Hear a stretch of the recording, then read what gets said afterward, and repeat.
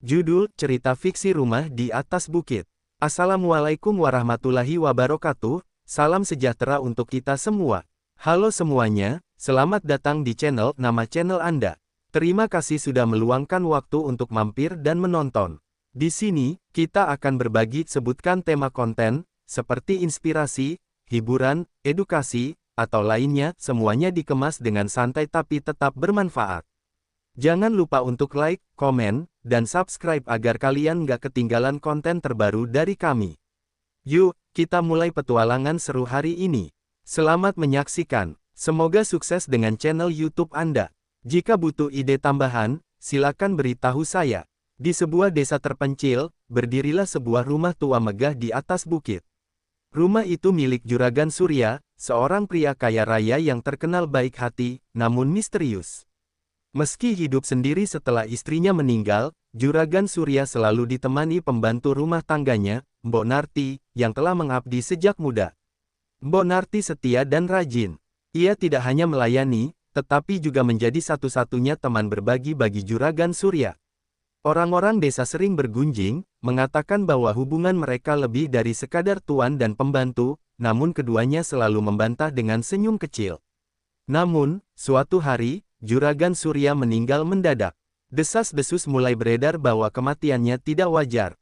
Beberapa mengatakan dia terkena kutukan leluhur, sementara yang lain percaya Mbok Narti tahu sesuatu yang tidak pernah dia ungkapkan. Setelah pemakaman, Mbok Narti tetap tinggal di rumah itu. Anehnya, ia sering berbicara sendiri seolah sedang berdialog dengan seseorang. Warga desa mulai ketakutan ketika malam-malam tertentu terdengar suara piano dimainkan dari dalam rumah, padahal Juragan Surya adalah satu-satunya yang tahu cara bermain. Mbok Narti tetap tidak terganggu. Suatu malam, seorang pemuda desa yang penasaran memberanikan diri mendekati rumah. Ia melihat Mbok Narti sedang duduk di ruang tamu, mengobrol sambil tertawa kecil. Yang membuat bulu kuduknya berdiri adalah kursi di seberangnya kosong, tetapi cangkir teh di atas meja melayang seolah-olah ada yang memegangnya. Mbok Narti tahu ia diawasi. Dengan tenang ia berkata, "Surya tidak akan melukaimu. Ia hanya ingin memastikan rumah ini tetap hidup." Rumor tentang arwah Juragan Surya dan kesetiaan Mbok Narti pun menyebar. Warga desa yang ketakutan memutuskan untuk menjauhi rumah itu, kecuali saat mereka membutuhkan bantuan. Anehnya, Mbok Narti selalu tahu apa yang mereka perlukan sebelum mereka bicara, seolah ada seseorang yang membisikkan rahasia hati mereka. Bertahun-tahun berlalu, dan ketika Mbok Narti akhirnya meninggal, rumah itu menjadi sunyi. Namun, setiap malam bulan purnama, beberapa orang mengaku masih mendengar suara tawa samar dan alunan piano dari rumah di atas bukit itu. Mungkin, cinta dan kesetiaan memang melampaui batas dunia ini. Bab 2, Pewarisan yang tak terduga. Sepeninggal Mbok Narti, rumah di atas bukit itu dibiarkan kosong. Rumput liar mulai tumbuh, dan tembok-temboknya memudar dimakan waktu. Namun, cerita tentang rumah itu tidak pernah benar-benar lenyap. Banyak yang berspekulasi bahwa arwah Juragan Surya dan Mbok Narti masih menghuni rumah tersebut. Suatu hari, seorang pria muda bernama Arman, keponakan jauh Juragan Surya, tiba di desa. Ia adalah seorang arsitek yang baru pulang dari kota besar setelah mendengar desas-desus bahwa ia mewarisi rumah megah itu. Arman tidak percaya pada cerita-cerita gaib. Baginya, rumah itu hanyalah aset berharga yang dapat direnovasi atau dijual. Ketika Arman memasuki rumah untuk pertama kalinya, suasana aneh menyelimuti udara. Debu tebal menutupi perabotan, tetapi di ruang tamu, piano Juragan Surya terlihat bersih, seolah baru saja digunakan. Di atas meja, ada secangkir teh yang masih mengepul. Pasti ada orang yang masuk ke sini, pikir Arman sambil memeriksa sekitar. Namun, ia tak menemukan siapapun. Malam pertama di rumah itu menjadi awal petualangan tak terlupakan. Tepat pukul tengah malam, Arman mendengar suara langkah kaki di lantai atas. Ia memberanikan diri naik dengan membawa senter. Saat membuka pintu kamar Juragan Surya, ia melihat sesosok wanita tua duduk di kursi dekat jendela. Wajahnya ramah, tetapi sorot matanya membuat jantung Arman berdebar. "Siapa Anda?" tanya Arman gugup. "Saya Mbok Narti," jawab wanita itu dengan suara lembut. "Kamu pasti keponakan Juragan Surya. Dia sudah lama menunggu." Arman tidak mengerti apa yang dimaksud wanita itu, Tetapi sebelum ia sempat bertanya lebih lanjut, sosok Mbok Narti menghilang begitu saja. Malam itu, Arman bermimpi bertemu dengan Juragan Surya. Dalam mimpinya, sang juragan berkata, "Arman, rumah ini bukan sekadar bangunan. Ini adalah penjaga rahasia keluarga kita.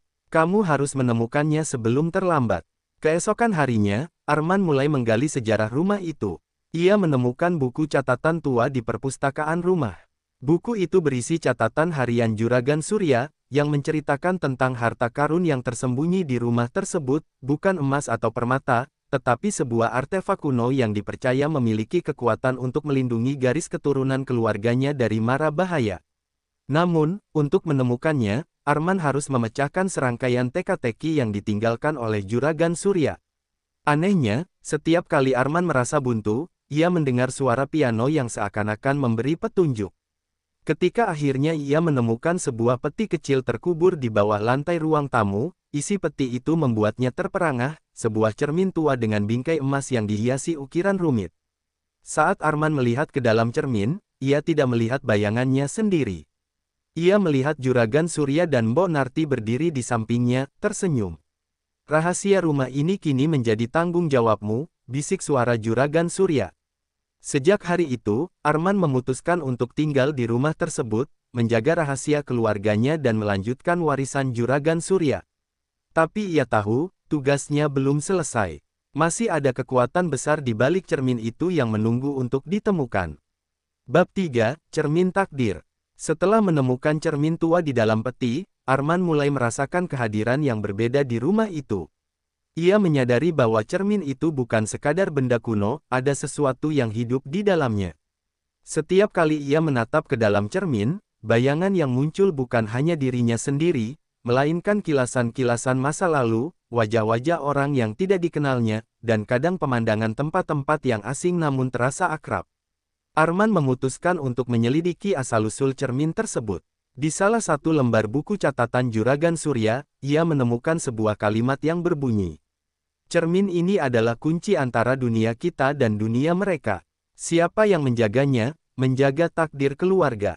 Semakin ia mendalami misteri ini, semakin banyak keanehan yang terjadi. Suatu malam, saat hujan deras, cermin itu mulai bersinar dengan cahaya keemasan. Dari dalam cermin, terdengar bisikan lirih yang memanggil namanya. "Arman, waktunya tiba." Dengan perasaan campur aduk antara takut dan penasaran, Arman mendekati cermin. Tiba-tiba, permukaannya berubah menjadi cair, seperti kolam air.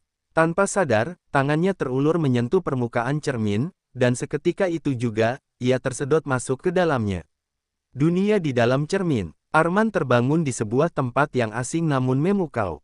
Dunia di dalam cermin terlihat seperti versi lain dari rumah Juragan Surya, tetapi lebih emek. Teks terpotong secara tidak sengaja. Saya akan melanjutkan cerita dari bagian di mana Arman masuk ke dunia dalam cermin. Dunia di dalam cermin, lanjutan. Arman terbangun di sebuah tempat yang asing namun memukau.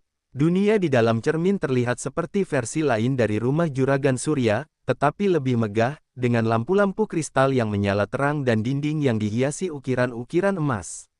Namun, di balik keindahan itu, ada aura dingin dan sunyi yang membuat bulu kuduknya meremang.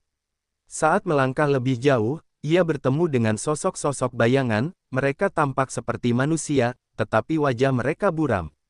Salah satu dari mereka, dengan suara lembut tetapi penuh wibawa, mendekatinya. "Kamu adalah penjaga baru, Arman," kata sosok itu. "Kami adalah para leluhur yang menjaga keseimbangan antara dunia manusia dan dunia kami. Cermin ini adalah jembatan, dan kini kamu telah dipilih untuk melindunginya." Arman kebingungan. Apa yang harus saya lakukan? Mengapa saya yang dipilih? Sosok itu menjelaskan bahwa cermin adalah artefak kuno yang diwariskan melalui generasi keluarga Juragan Surya. Fungsi cermin bukan hanya sebagai penghubung antara dua dunia, tetapi juga sebagai penjaga rahasia besar, kekuatan untuk melindungi dunia manusia dari entitas jahat yang mencoba menerobos masuk. Namun, kekuatan ini tidak abadi, lanjut sosok itu. Setiap penjaga harus membuktikan dirinya layak. Kamu harus menyelesaikan ujian terakhir. Ujian sang penjaga. Arman dibawa ke sebuah ruangan besar yang kosong, hanya ada cermin kecil di tengahnya. Sosok leluhur memberitahunya bahwa ujian ini akan menguji hati, keberanian, dan kebijaksanaannya. Ketika Arman menatap cermin kecil itu, ia melihat berbagai potongan ingatan dari masa lalunya, kesalahan, rasa takut, dan keraguan yang selama ini ia pendam. Namun, setiap kali ia mencoba mengalihkan pandangan, cermin itu seolah memaksanya untuk terus melihat. "Apa yang kamu lihat adalah cerminan dirimu," kata suara dari cermin. "Jika kamu tidak dapat menghadapi dirimu sendiri, bagaimana kamu bisa melindungi orang lain?" Arman menyadari bahwa ia harus menerima masa lalunya, termasuk kegagalannya, untuk bisa melangkah maju. Ia berdiri tegak, menatap bayangannya, dan berkata dengan tegas, "Aku menerima diriku. Semua kesalahanku akan menjadi kekuatanku." Tiba-tiba, cermin kecil itu retak dan memancarkan cahaya terang. Sosok leluhur kembali muncul, tersenyum puas. "Kamu telah lulus, Arman. Mulai hari ini, kamu adalah penjaga sejati. Kembali ke dunia nyata." Arman terbangun di ruang tamu rumah di atas bukit. Cermin tua itu berdiri di tempatnya, tetapi kini bingkai emasnya bersinar terang. Ia merasa ada sesuatu yang berubah dalam dirinya, rasa percaya diri dan tujuan baru yang lebih jelas. Sejak saat itu, Arman menjaga rumah itu dan cerminnya, memastikan bahwa keseimbangan antara dunia manusia dan dunia lain tetap terjaga. Namun, ia tahu bahwa tantangan yang lebih besar mungkin akan datang di masa depan. Di setiap malam yang sunyi, ia sering mendengar bisikan lembut dari cermin, seolah-olah Juragan Surya dan Mbok Narti masih ada di sisinya, membantu menjalankan tugas berat itu. Demikian cerita fiksi ini dibuat untuk sekedar menghibur pemirsa. Kurang lebihnya mohon maaf bila ada ucapan yang tidak berkenan di hati pemirsa.